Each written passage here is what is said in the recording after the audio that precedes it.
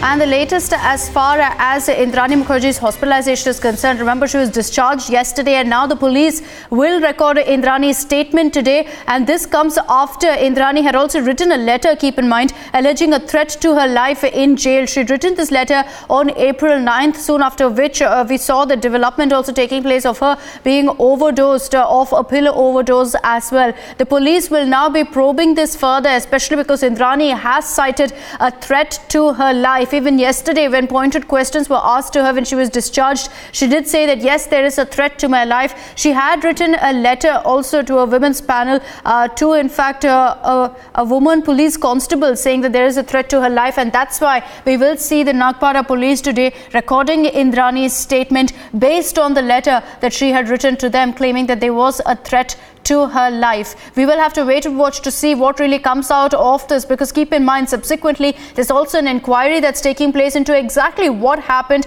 and how this overdosing of pills took place and how Indrani was hospitalized. Even as that inquiry is underway, the police will now record her statement.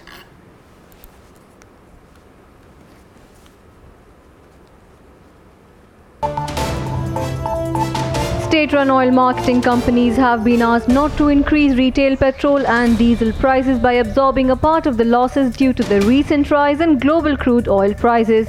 Global crude oil prices have been on an upward trend, rising over $70 a barrel. Flipkart, India's e-commerce company, is leaning towards selling a controlling stake to Walmart over Amazon. Both US companies are bidding for a controlling stake in Flipkart at a valuation of about $20 billion.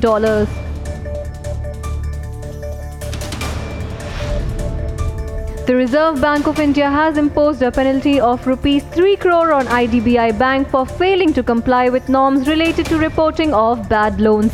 The central bank levied a penalty of Rs 58.9 crores on ICICI Bank for failing to adhere to its directives.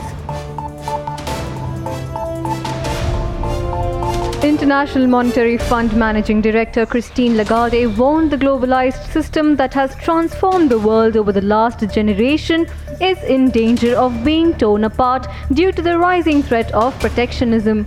Lagarde warned governments to steer clear of protectionism in all its forms.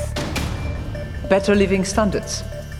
And delivering on that promise is actually critical, not just here in Asia, but around the world, particularly after what people have gone through in terms of financial crisis back 10 years ago.